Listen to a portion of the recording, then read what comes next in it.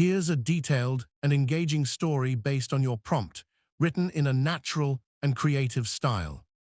The 2 a.m. call that changed everything asterisk. It was 2 a.m. in Lahore, Pakistan, when Ali's phone buzzed on his rickety bedside table. The single dad of a 6-year-old daughter, Noor, groaned as he rubbed sleep from his eyes. Working as a mechanic by day and a part-time delivery driver by night, Ali was no stranger to late hours, but a call at this time, it had to be a mistake.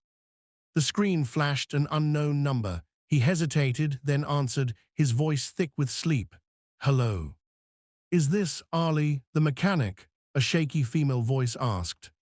"Yeah, that's me. Who's this?" Ali sat up confused. "I'm sorry, I know it's late, but my car broke down, and I'm stranded on GT Road near the old textile mill. Can you help? I got your number from a friend." Ali frowned. GT Road at this hour? It was a good 30-minute drive, and Noor was fast asleep in the next room. But the desperation in the woman's voice tugged at him. He wasn't one to leave someone stranded, especially not a woman alone in the middle of the night. "All right, give me the exact location. I'll be there," he said, already pulling on his jacket. Leaving a note for his neighbor to check on Noor, Ali grabbed his toolbox and hopped into his battered Suzuki Mayron. The chilly October night air bit at his knuckles as he drove through the quiet streets, the city asleep except for the occasional stray dog or flickering streetlight. When he reached the spot, he spotted a sleek silver Mercedes-Benz parked awkwardly on the roadside, its hazard lights blinking. A woman stood beside it, wrapped in a shawl, her face half hidden in the dim glow of a street lamp. She looked out of place, like someone who belonged in a fancy DHA mansion, not on a dusty stretch of GT Road. "You Ali?" she asked as he approached. "Yeah, what's wrong with the car?" he replied, setting down his toolbox. "I don't know, it just stopped. I was driving back from a meeting in Islamabad and it started making this weird noise, then died." Her voice was polished, but there was a tremor in it, like she was holding back panic. Ali got to work, popping the hood and checking the engine. As he tinkered, the woman, whose name he learned was Zainab, started talking. Maybe it was nerves, or maybe she just needed to fill the silence. "I'm not used to this," she said, wrapping her shawl tighter.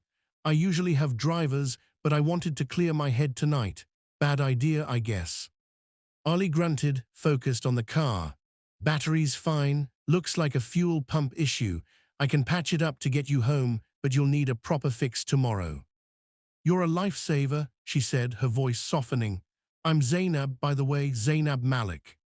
The name rang a faint bell, but Ali was too tired to place it. He worked quickly, rigging a temporary fix with the skill of someone who'd spent years keeping old cars alive. Within 20 minutes, the engine roared back to life. Zainab's face lit up. "Oh my God, you're a miracle worker. How much do I owe you?" Ali wiped his hands on a rag. "Just pay for the fuel I used to get here, and maybe don't drive alone at 2 a.m. next time." She laughed, a sound that felt oddly warm in the cold night. "Fair enough, but can I ask you something? Do you always answer random calls in the middle of the night?" Ali shrugged. "If someone needs help, I show up, doesn't matter who." Zainab studied him, her eyes sharp, like she was seeing something she hadn't expected. "That's rare," she said quietly. The next day, Ali thought that was the end of it, just another late-night job. But at noon, his phone buzzed again. It was Zainab. "Hey Ali, it's me. The car at the shop, but I need a favor. Can we meet?" Curious, Ali agreed. They met at a small cafe in Gulberg. Zainab looked different in daylight, elegant, confident, but still approachable. Over chai, she revealed who she was, Zainab Malik, heiress to Malik Industries, one of Pakistan's biggest textile empires. The friend who'd given her Ali's number was a client he'd helped with a breakdown a month ago. "I owe you more than just a thank you," Zainab said, stirring her tea. "I was in a bad spot last night, and you didn't hesitate. I want to offer you a job." Ali blinked. "A job? I'm a mechanic, not a corporate guy." "Not in the office," she clarified. "My family's estate in Faisalabad needs someone reliable to manage our vehicles, cars, trucks, even some vintage models my father collects. It's a full-time gig, good pay, and there's a house on the property for you and your family. Just me and my daughter Noor, Ali said, his voice softening at her name. Zainab smiled. Perfect, bring her. The estate's huge and there's a school nearby. I think you'd both like it. Ali hesitated, uprooting his life for a stranger's offer. It sounded too good to be true.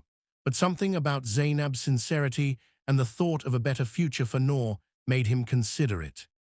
Over the next few weeks, Ali and Zainab kept in touch. She visited his small workshop, met Noor, and even helped the little girl fix a toy car with a broken wheel. Noor adored her, calling her Zainab Auntie.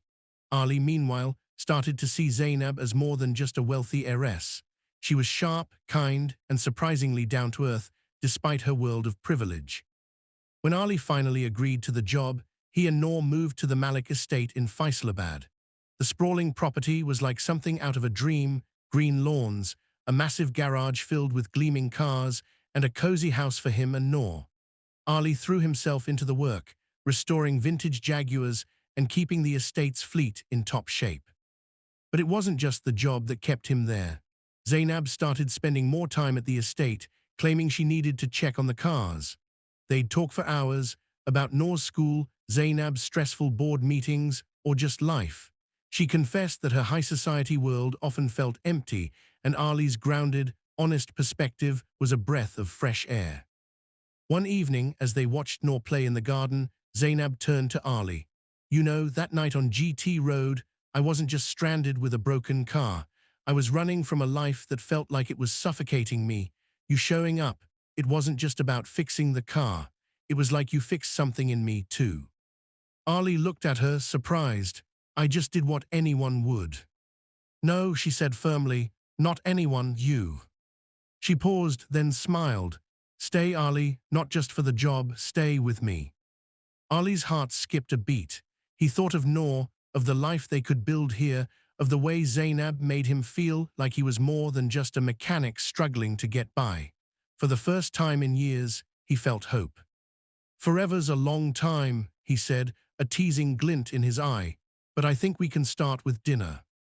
Zainab laughed, and as Noor ran over to tug at their hands, Ali knew this was the beginning of something bigger than he'd ever imagined. A family, a future, and a love that started with a wrong call at 2 a.m.